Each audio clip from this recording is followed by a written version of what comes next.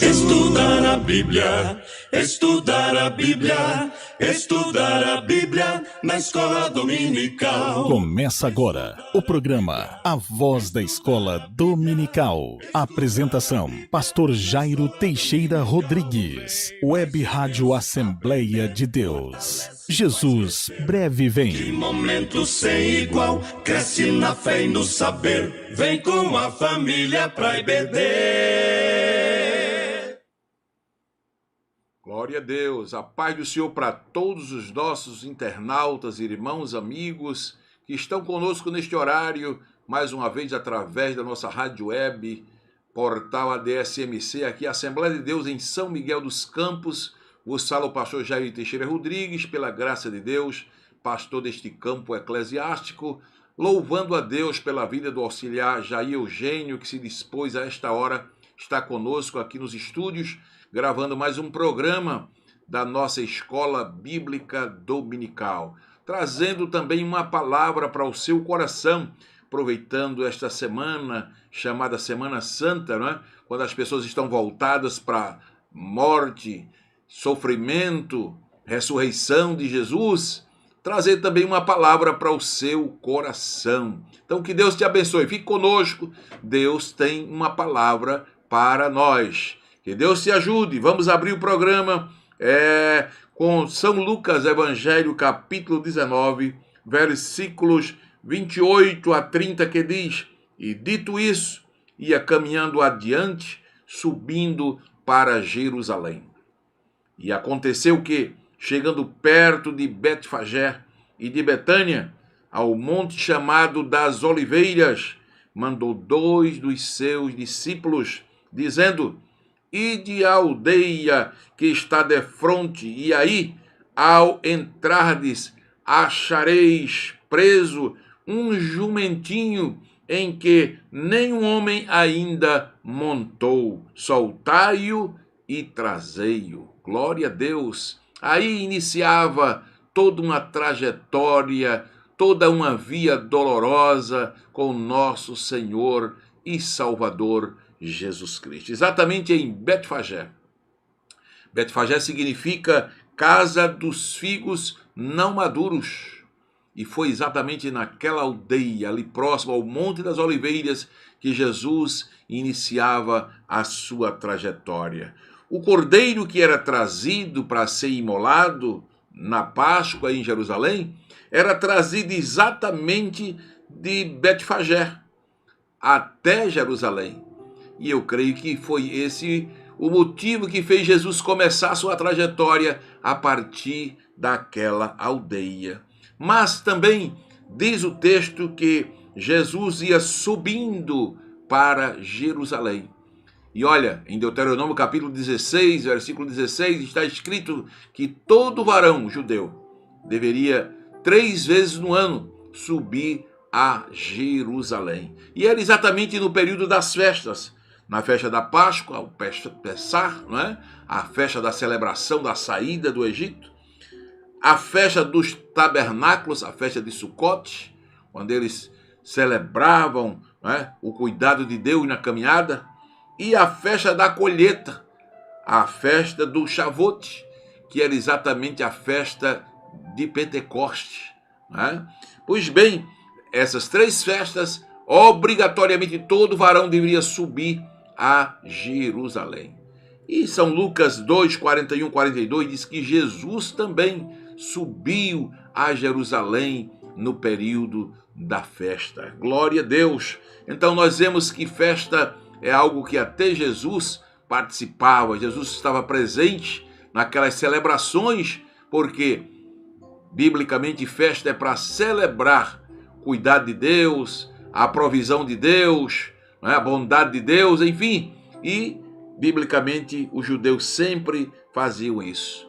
Jesus, exatamente partindo de Betfagé, nos dá lições maravilhosas naquela sua trajetória da via dolorosa. Em uma das suas primeiras paradas, ali no Monte das Oliveiras, ele para ensinar a oração do Pai Nosso. Isso não foi por acaso. Tudo que está escrito foi para o ensino nosso. O que Jesus está nos dizendo é que nessa caminhada, nessa trajetória, nessa caminhada nossa para o céu, tudo deve começar com oração. Sem oração, é impossível a gente chegar ao final da caminhada. Então, o primeiro ensino de Jesus foi sobre a oração do Pai Nosso. Agora, é interessante que após ensinar sobre o Pai Nosso, Jesus chama 2 dos seus discípulos e manda que eles vão à aldeia de Betfagé. E disse, olha, vão lá e vocês vão achar preso um jumentinho que nenhum homem ainda montou. Soltai-o e trazei-o. Interessante como Jesus ele é onisciente, como ele sabe todas as coisas. Jesus não estava na aldeia, Jesus estava distante, mas na sua onisciência, ele que vê tudo, que sabe tudo, ele já viu aquele animalzinho preso ali no mato. Querido, eu quero aproveitar essa reflexão para lhe dizer, Jesus sabe tudo o que está acontecendo com você a esta hora. Tudo que você está passando, todos os seus problemas, todas as suas ansiedades, coloque aos pés do Senhor, porque Ele está lhe acompanhando, Ele sabe tudo.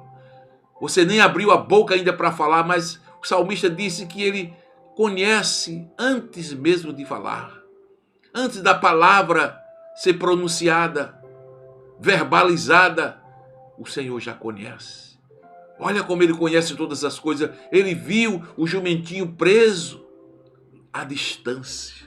Isso mostra que Jesus é onisciente. Pois bem, mas uma coisa que nos chamou a atenção é por que Jesus preferiu aquele jumentinho para entrar em Jerusalém. Não poderia ser um camelo?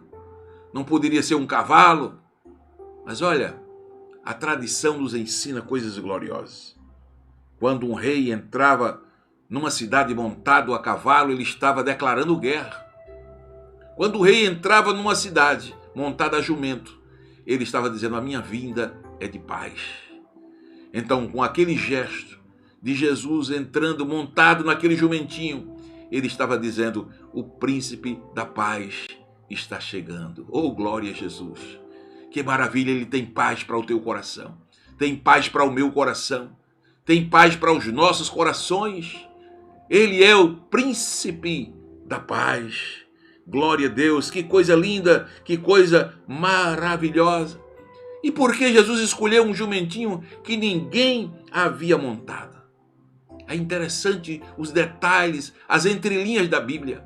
Em Números capítulo 19, versículo 2, você vai ler, disse que para o sacrifício era escolhido um animal perfeito, sem defeito, e que ninguém havia montado. Então, até nesse detalhe, Jesus está rigorosamente cumprindo a lei. Ele mandou buscar um jumentinho que ninguém havia montado. Era o sacrifício perfeito que estava a pouco de ser realizado. Louvado seja Deus. Mas ali também se cumpria Zacarias capítulo 9, versículo 9. Aproximadamente 400 anos antes, Zacarias profetiza. Alegra-te, Jerusalém, porque o teu rei, teu salvador, vem a ti, humilde, montado em um jumentinho. Então, a palavra do Senhor se cumpre nos mínimos detalhes. Jesus podia ir em qualquer outro animal. Jesus podia ir a pé.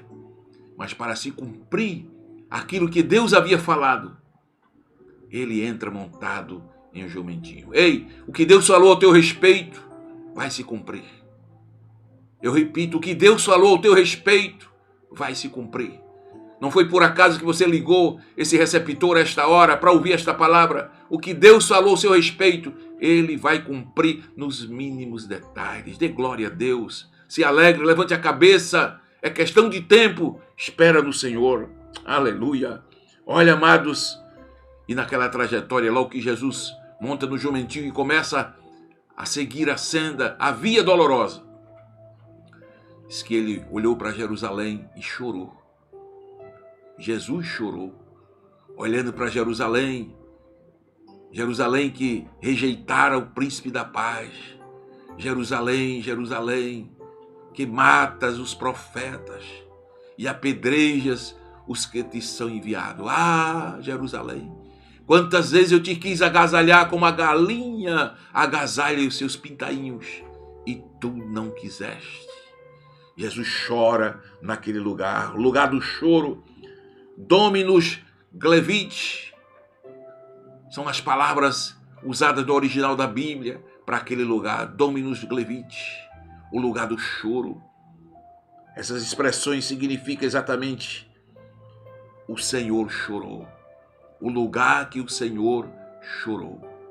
A Bíblia fala poucas vezes que Jesus chorou. Nesta oportunidade, e lá em João capítulo 11, quando ele chegou a Betânia e viu a aflição de Marta e Maria porque Lázaro havia morrido, diz que Jesus também chorou.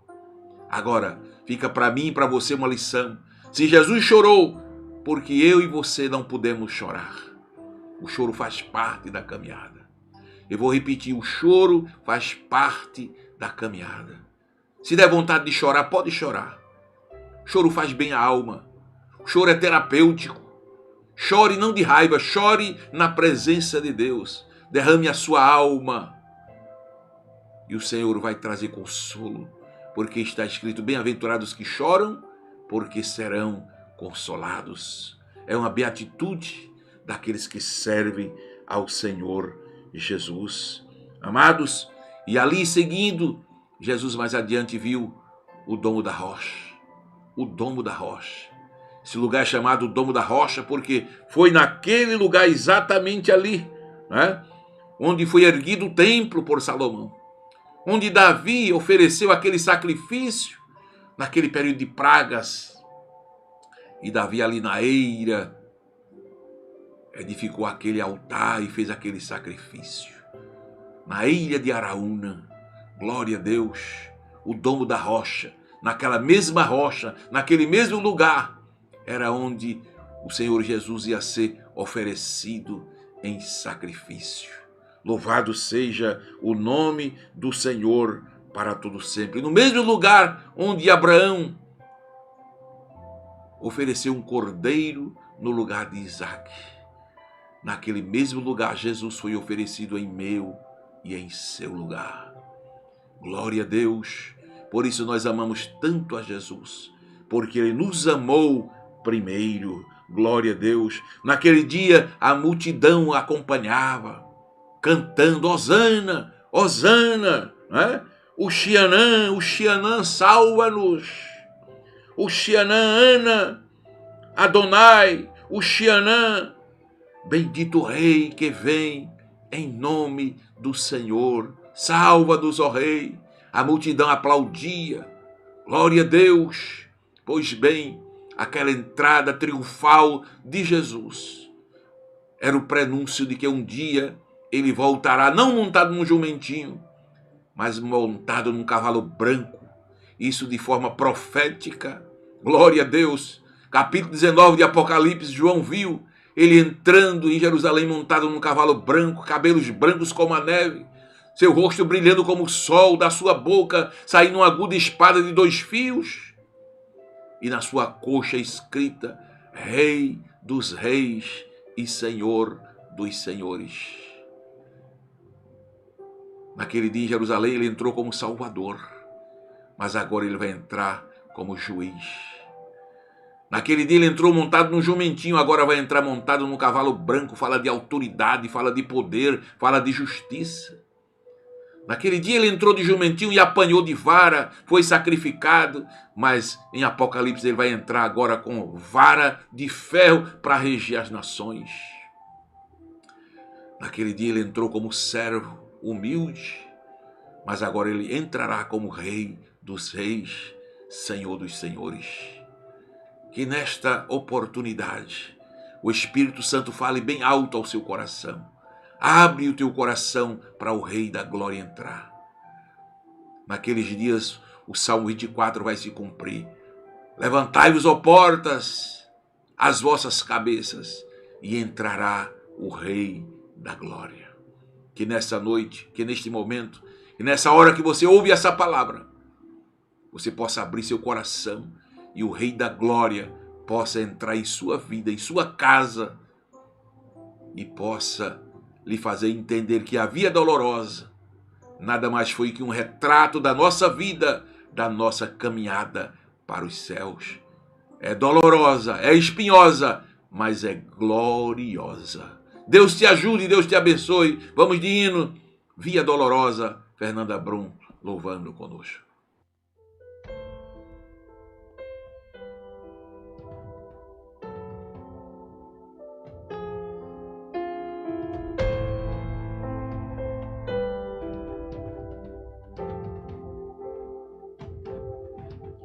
Pela via dolorosa em Jerusalém se viu, os soldados conduziam meu Jesus, mas o povo se juntava para ver aquele que levava a cruz. Com seu corpo já ferido e marcado pela dor, a coroa de espinhos viu então, mas ouvia a cada passo escárnios a ferir-lhe o coração. Pela via dolorosa a sofrer terrível dor, como ovelha veio Cristo, Rei e Senhor. Mas quanto amor Jesus mostrou, morrendo ali por ti, por mim. Pela via dolorosa e ao Calvário segue enfim.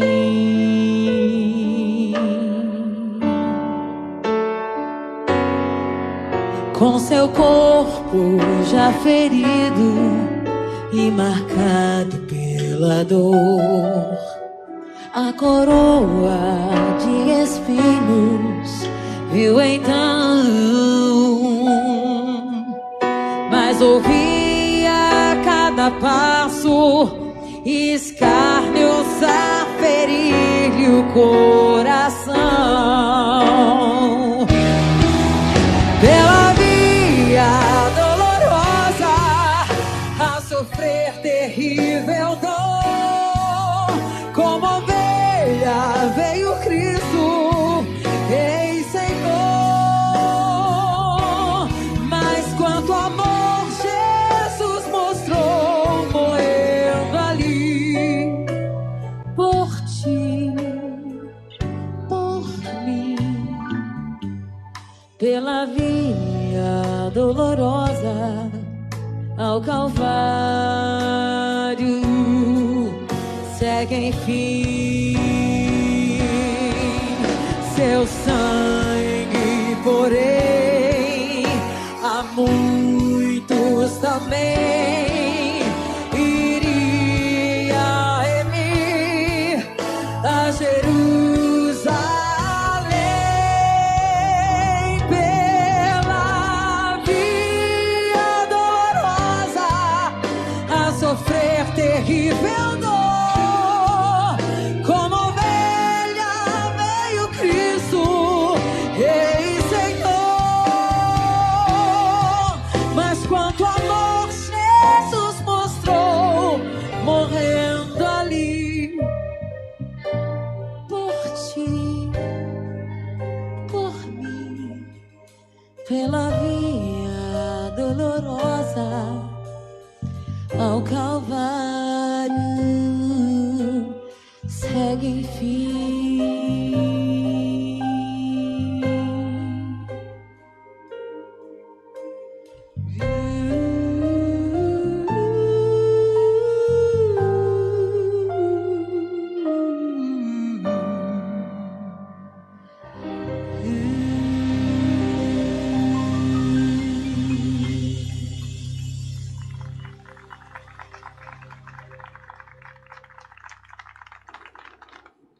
Glória a Deus, que maravilha, belo hino para a nossa meditação. Vamos na sequência do programa agora estar saudando a todos os nossos irmãos, amigos, internautas que nos acompanham através do nosso portal, através das redes sociais.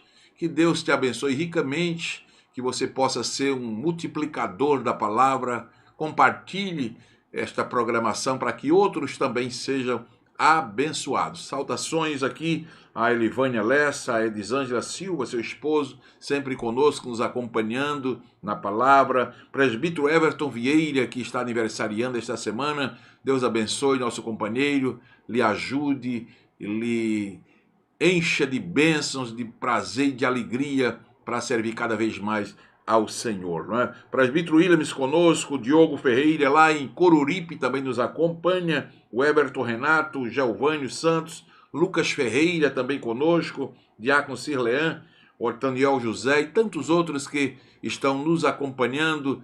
Coloque aí o seu nome, o seu endereço e nós temos prazer de orar por você no final da nossa programação. Nós vamos também anunciar aqui em nosso programa que neste final de semana temos aí o Congresso de Senhores. Olha que bênção, Congresso de Varões. Está aí um bonito departamento de varões aí com mais de 500 vozes, louvando ao Senhor, pregadores, cantores. Teremos a presença do cantor Isvonaldo Albuquerque, vindo do Recife para louvar a Deus, a dupla de 5, a banda Shalom. Olha, e muita gente aí adorando a Deus, cantores locais. Vai ser uma grande festa neste final de semana. Amanhã à noite, então, já começaremos na sexta-feira com o culto de abertura lá na Avenida Vera Cruz, um grande culto de louvor e de adoração a Deus. No sábado também segue com estudo é aqui na Igreja Sede, e à noite voltaremos lá para mais um grande culto evangelístico, e domingo pela manhã encerrando com uma manhã abençoadíssima de louvor e de adoração ao nosso Deus. Então você é o nosso convidado para estar conosco, louvando e adorando o nome do Senhor. Então vamos ouvir o cantor Isvonaldo Albuquerque já louvando a Deus, ele que vai estar conosco nesse final de semana, participando do nosso congresso. Ouçamos aí, então creia. Cumprimento a todos com a paz do Senhor Jesus.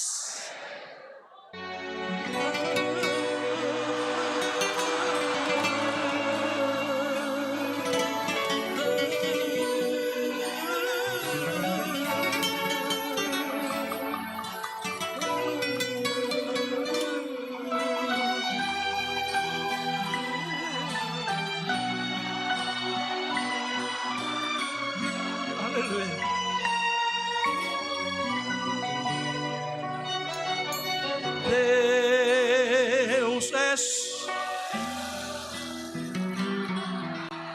é, Ele faz o que quer para chegar-se a Ele. É preciso ter fé, se parece insolúveis os problemas seus.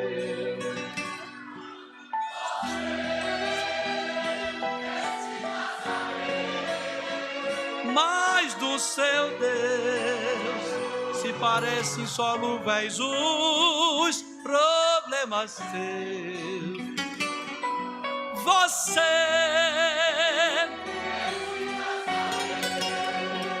mais do seu Deus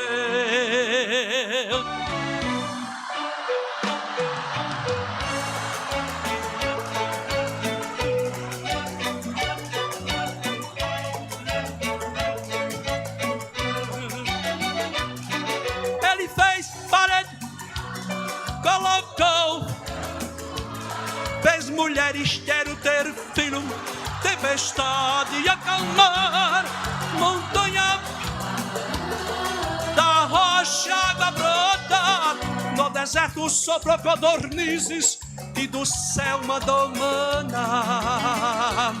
O que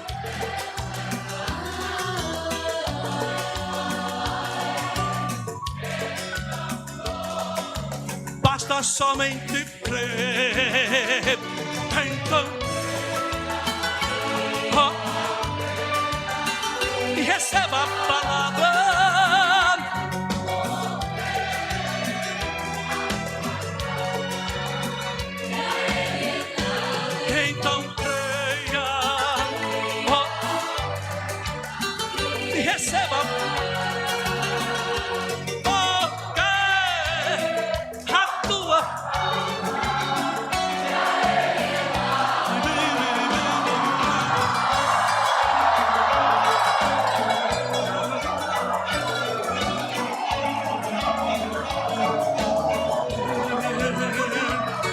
Continua crendo.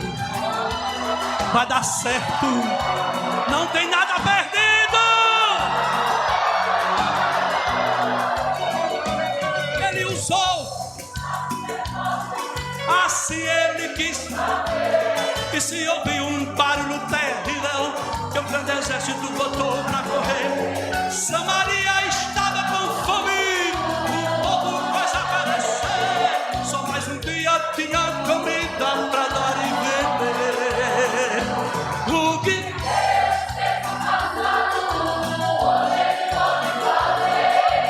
ele não mudou, basta somente crer. Então creia, oh, creia e receba. Oh, creia a tua causa, então creia, oh, creia e receba. Oh, a tua então creia, oh,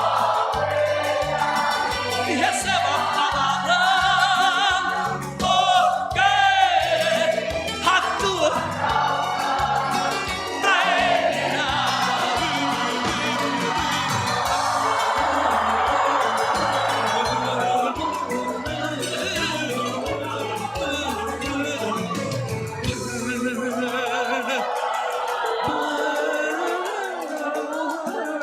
Aleluia!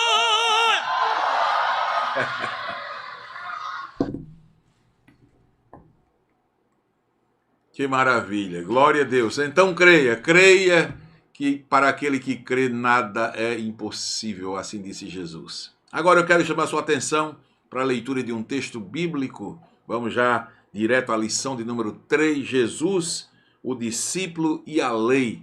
São Mateus capítulo 5, 17 a 20, assim nos diz a palavra. Não cuideis que vim destruir a lei ou os profetas. Não vim destruir, mas cumprir. Porque, em verdade, vos digo que, até que o céu e a terra passem, nem um jota ou um tio jamais passará da lei, sem que tudo seja cumprido. Qualquer, pois, que violar um destes mandamentos, por menor que seja, e assim ensinar os homens, será chamado o menor no reino dos céus. Aquele, porém, que os cumprir e ensinar, será chamado grande no reino dos céus. Porque vos digo que, se a vossa justiça não exceder a dos escribas e fariseus, de modo nenhum entrareis no reino dos céus. Amado, que palavra gloriosa essa do Senhor Jesus. Realmente aqui nós podemos aprender que há uma ligação entre Jesus, os seus discípulos e a lei. Na verdade, vamos ver esse relacionamento perfeitamente já prescrito no Antigo Testamento, mas de forma bem cabal, cumprindo-se no Novo Testamento. Jesus, os discípulos e a lei. O Senhor Jesus ratificou que a lei é inviolável. Ele deixa bem claro para nós que a lei é para ser cumprida, tá certo? E significa que ao afirmar o seu compromisso de não destruir a lei, não é? E os profetas, pois o texto bíblico assim registra, não é? Não penseis que vim revogar a lei e os profetas. Não vim para revogar, vim para cumprir. Ora, se ele não veio para revogar, então ele veio exatamente para dar legalidade à lei. Glória a Deus. Cristo ratificou todo o Antigo Testamento. Eu não sei como pessoas em pleno século XXI tentam negar a importância do Antigo Testamento. Não, o próprio Senhor Jesus, ele ratificou, corroborou princípios que foram estabelecidos no Antigo Testamento. Isso é importante para todos nós, não é? A revelação conhecida exatamente através do Antigo Testamento. O Senhor Jesus chega inclusive a citar a divisão comumente empregada pelos estudiosos da época, como aparece em Lucas 24, 44, né? A lei, os salmos e os profetas, que podemos dizer era a Bíblia judaica da época. Jesus cita isso. Sob este aspecto, o Antigo Testamento introduziu no mundo o projeto de Deus através de Cristo, que se realizou em todo o Novo Testamento, né? Jesus proclamando o reino de Deus. Amados, o Senhor Jesus realmente ele ratifica a lei moral, não é? Jesus não invalida as exigências da lei ensinada por Moisés. Ele não coloca em seu lugar uma nova lei moral. Não, Jesus antes enfatiza a compreensão correta da lei, visando, né, exatamente a seriedade do conteúdo espiritual da lei. Jesus quer cumprir, quer expor inteiramente o verdadeiro significado da lei, para contrapor-se à influência da exposição rasa e superficial apresentada pelos religiosos da sua época. Aqueles religiosos que apenas se apresentavam com aparência exterior. Jesus dá legalidade à lei nos mínimos detalhes, mostrando que a lei precisa ser cumprida cabalmente. O Senhor ratifica, né, a infalibilidade da lei. Jesus mostra que a lei é infalível, ela se cumpre. Os opositores de Jesus insinuavam que ele estava sabotando a revelação de Deus dada a Moisés, mas não era isso que Jesus veio fazer. Jesus afirmou categoricamente que nem um tio ou um jota, né, jamais ia passar de tudo o que estava escrito. Então Jesus prova, Jesus mostra, ratifica que a lei é infalível. Tá certo? A palavra de Deus é inerrante e infalível em todo o tempo. E Jesus dá prova disso. Não passará, né? Qualquer, pois, que violar. O versículo 18 ele diz, olha, porque em verdade vos digo que até que o céu e a terra passem, nem um jota ou um tio se omitirá da lei, sem que tudo seja cumprido. Isso Jesus está exatamente mostrando a infalibilidade do Antigo Testamento. Isso é maravilhoso para todos nós, né? A mente que produziu a palavra não foi a mente humana, né? O apóstolo Pedro disse que não foram homens comuns, foram homens inspirados pelo Espírito Santo. Que coisa maravilhosa, né? A mente divina que funcionou, né, inspirando aqueles homens. Glória a Deus, para que eles nos trouxessem a revelação de Deus. Isto é maravilhoso. A verdade contida nas Escrituras não caduca, amado. A verdade contida nos princípios bíblicos são princípios eternos. Não passará, né? Não passará.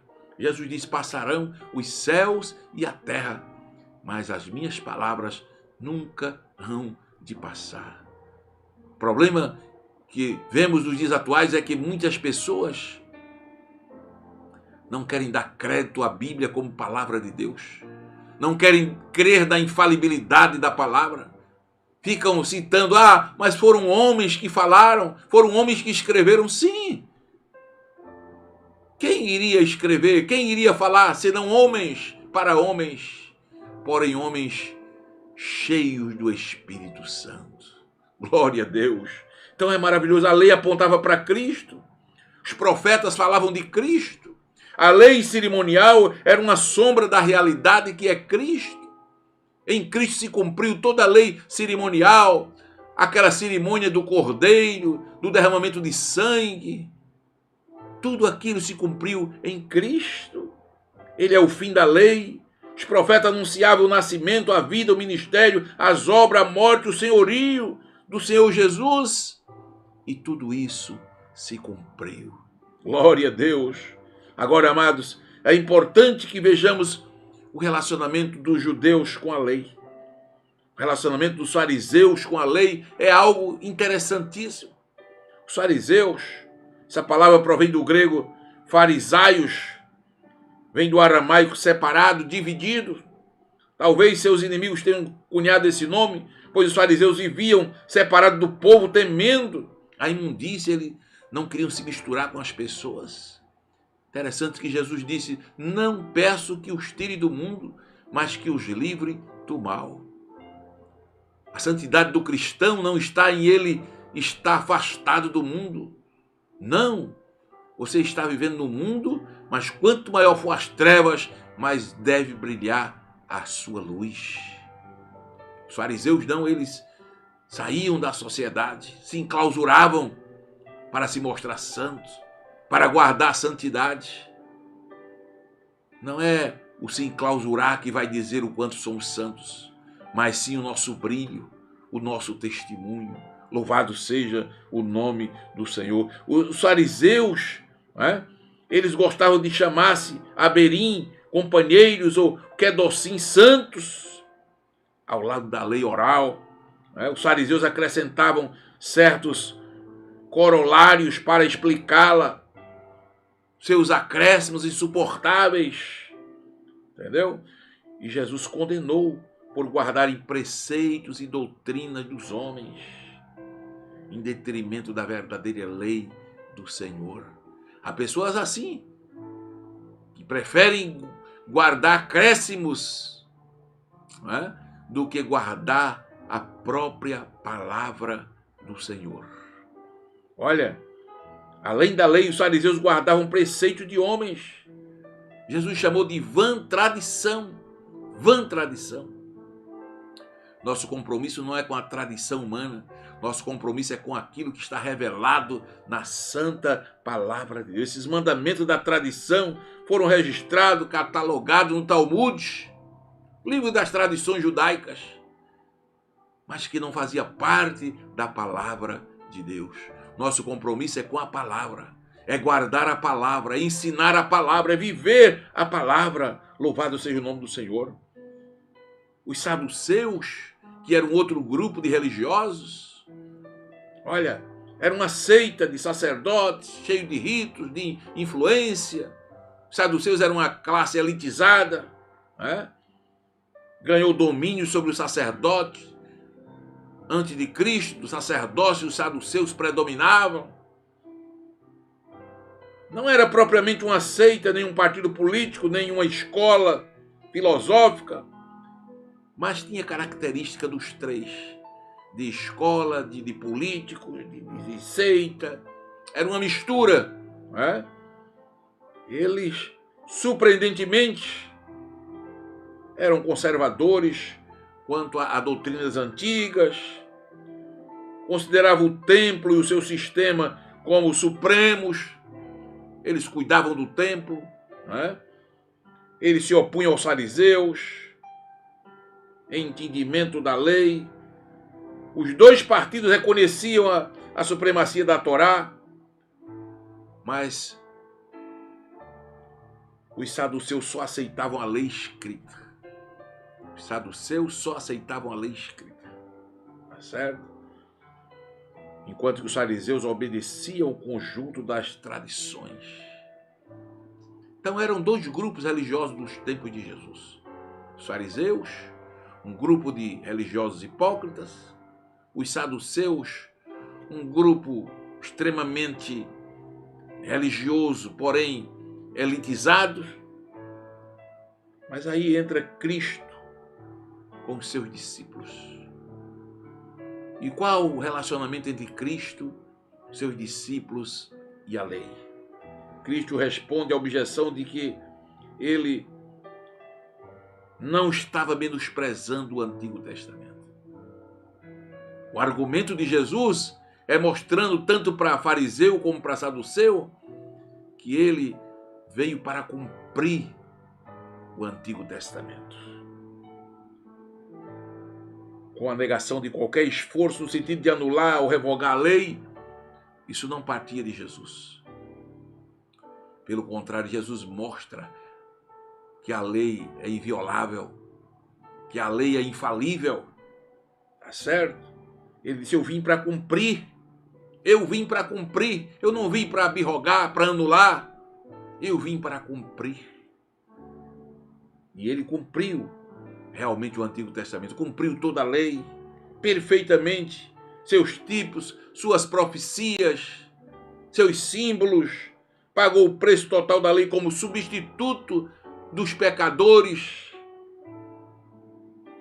A lei foi cumprida totalmente por Jesus.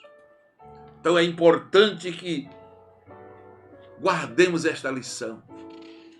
O Senhor Jesus, ele valorizou o Antigo Testamento. Valorizou os princípios estabelecidos por Deus. Padrão moral para os discípulos são padrões de justiça. Jesus estabeleceu esses padrões. Jesus chama seus discípulos a um tipo e qualidade de justiça diferente dos escribas e fariseus. Olha o que ele disse no versículo 20. Porque vos digo que se a vossa justiça não exceder, não for além dos escribas e fariseus. Os escribas eram os nomicos. Nomicos era um nome aramaico pelo qual eles eram chamados. Os nomicos eram os escritores, os tradutores, conhecedores da lei. E os fariseus religiosos, extremamente fanáticos, se preocupavam apenas com o aparente, mas não se preocupavam com o interior do coração. E Jesus diz agora para os discípulos, olha, sabe como vocês devem se relacionar com a lei? Se a vossa justiça não exceder a dos escribas e fariseus, de modo nenhum entrareis no reino dos céus.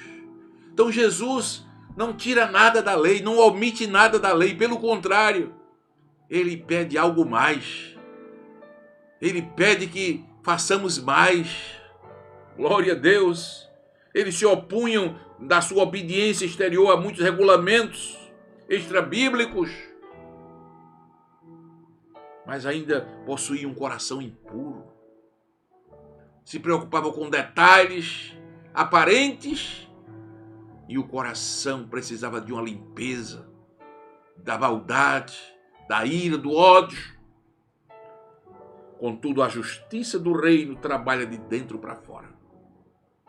O que Jesus deixa claro é que primeiro eu e você temos que ter um coração limpo, sem maldade, sem rancor, para que essa santidade venha de dentro para fora. O templo era assim, lugar santíssimo, lugar santo e o átrio. Não era de dentro para fora, não era de fora para dentro, era de dentro para fora. O santíssimo estava lá por trás do véu. Depois o lugar santo, depois o átrio. É assim que deve funcionar. Bendiz, ó minha alma, ao Senhor, e tudo que há em mim, bendiga o seu santo nome. Meu espírito precisa ser santo. Minha alma precisa ser santa. Meu corpo precisa ser santo.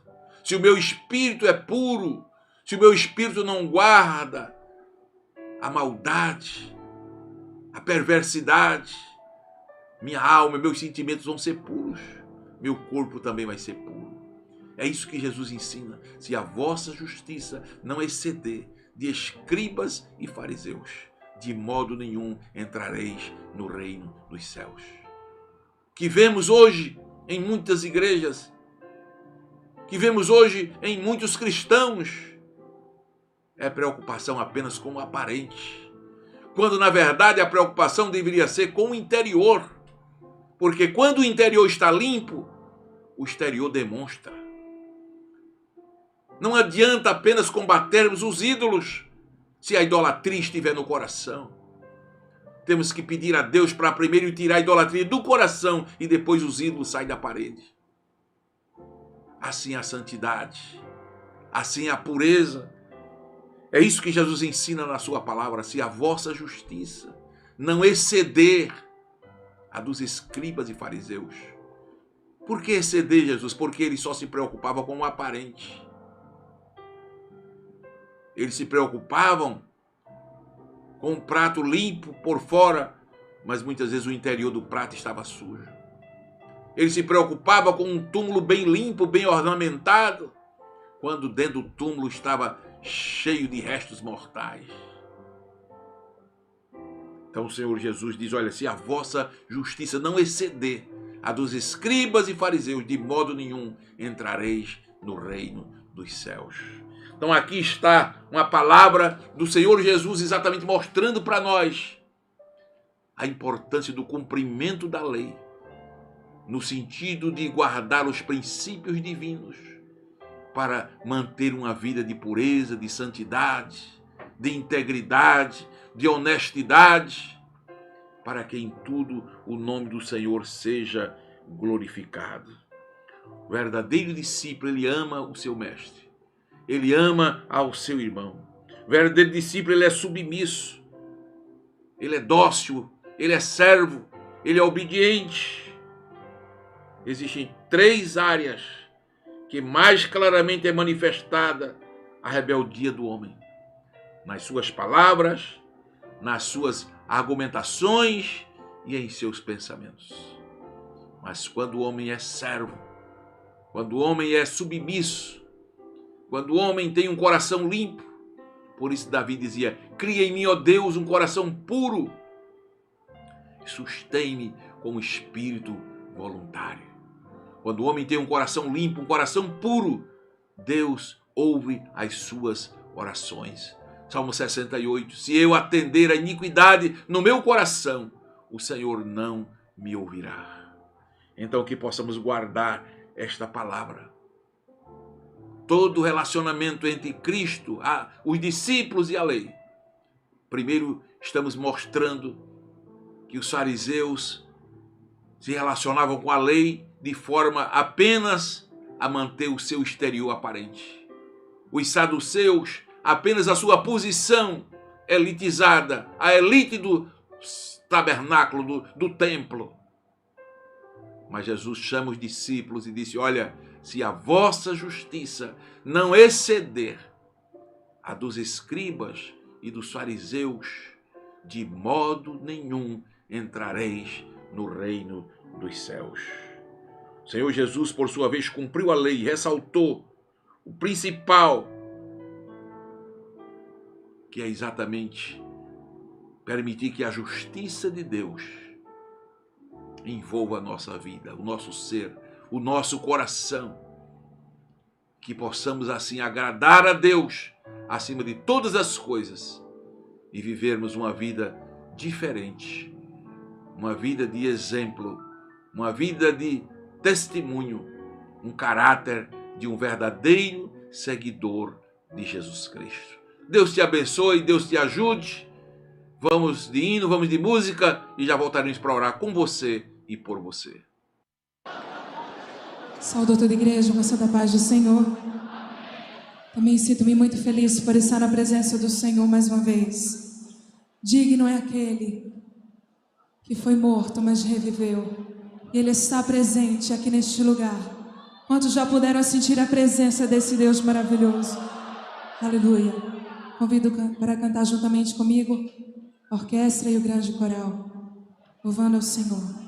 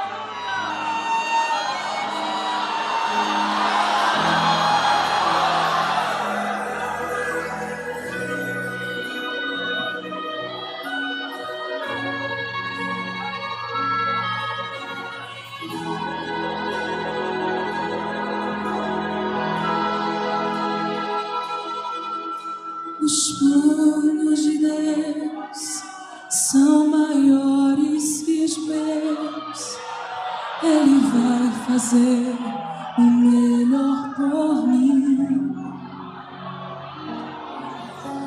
Ele vai além do que eu posso ver. Ele faz o que eu não posso fazer. Os planos de Deus são maiores que os meus. Ele vai fazer o melhor por mim. Ele vai além. Ele vai além do que eu posso ver. Ele faz o que eu não posso fazer. Deus vai cumprir os seus planos. Ele vai fazer o que lhe apraz. Sou pequeno e falho, mas Ele é Deus. Ele só faz o melhor pelos seus. Acredito, sim. Acredito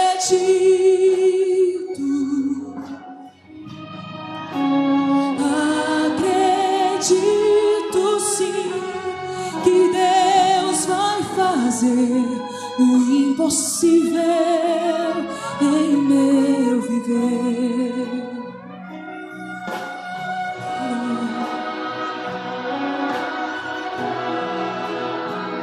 Ele faz aquilo que você não pode fazer. Ele está no controle de tudo na tua vida. Oh, então descansa no Senhor. Oh, Ele tem preparado planos maravilhosos para a tua vida. Então acredite nessa noite. Os planos de Deus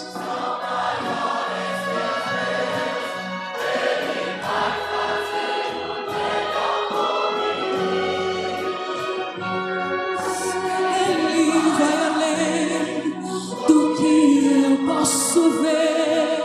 Ele faz o que eu não posso. Aleluia. Deus vai cumprir os seus planos.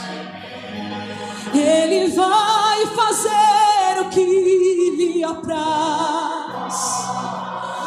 Sou pequeno e falho, mas Ele é Deus. E Ele só faz o melhor pelos seus. Acredito. Oh, levanta a tua mão para adorar ao Senhor nessa noite. Oh Deus, nós acreditamos, Senhor. Aleluia. Que Deus vai fazer o impossível. Ele já está fazendo na tua vida. Oh, aleluia. Oh, Deus, eu acredito sim.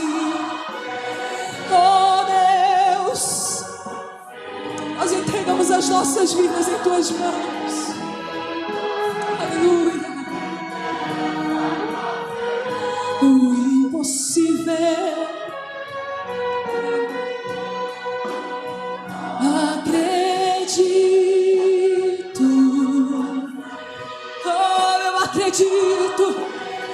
Eu acredito nesse Deus, esse Deus que tudo pode em nossas vidas.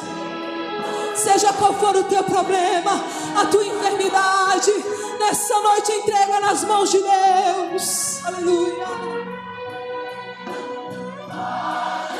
Apesar das circunstâncias, apesar das provações, apesar dos espinhos, acredite nessa noite. Aleluia. Que Deus vai fazer o impossível em meu viver. Acredito. Oh, adore ao Senhor. Ele está presente aqui neste lugar. hoje na tua vida, que Deus vai fazer o impossível. Aleluia. O impossível em meu viver, o impossível no meu e no teu viver. Acredito sim. Maravilha, acredite, eu acredito, você acredite que Deus é poderoso para fazer. Vamos orar ao Senhor, apresentando todos aqueles que estão necessitados.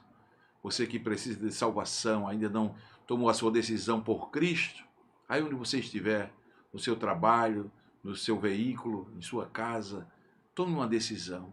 Diga: eu aceito Cristo como Senhor e Salvador da minha vida. Eu acredito que Ele pode mudar a minha vida. Ele pode me dar o perdão dos meus pecados. Ele pode me salvar. Ele pode me regenerar. Ele pode transformar minha família, meu lar. Faça isso agora. Vamos orar juntos ao Senhor. Pai querido e glorioso, te peço, Senhor, mais uma vez, em nome de Jesus, por todos aqueles que ouviram a Tua palavra, por todos nós que aqui estamos, Senhor, meditando, lendo, orando, buscando a Tua face, aqueles que se arrependem, te reconhecem como Salvador, perdoa, Senhor, recebe como filho, ajuda os que estão no leito da dor, nos hospitais, no setor de trabalho, onde estiverem em suas casas, faz uma visitação em cada lar agora. Pai, resolve os problemas. Tu és o Deus da solução. Tu és o Deus que tem poder para transformar todas as coisas. Eu quero te pedir também, Senhor, por aqueles que ouviram a Tua palavra esta noite. Se a vossa justiça não exceder a dos escribas e fariseus. A justiça dos escribas e fariseus era exclusivamente exterior, Senhor. Eles só se preocupavam com a aparência. Eu quero repreender toda religiosidade que só se preocupa com a aparência exterior. Não é esse o evangelho que Jesus veio trazer. Os fariseus observavam muitas regras, oravam, cantavam, jejuavam, liam as escrituras, frequentavam as sinagogas. No entanto, substituíam as atitudes interiores corretas por aparência externa. Senhor, que esta palavra penetre nos corações, que não é apenas cantar, não é apenas obedecer regra, não é apenas orar, não é apenas jejuar, não é apenas ler a Tua palavra, não é apenas se preocupar com os gestos, com atos exteriores. Precisamos se preocupar com o nosso interior, com o nosso coração, pedir que o Senhor limpe o nosso coração, dizer como o salmista: cria em mim, ó Deus, um coração puro, renova em mim um espírito reto. Senhor, foi Tu quem declaraste que a justiça que Deus requer de cada um de nós vai além de qualquer aparência.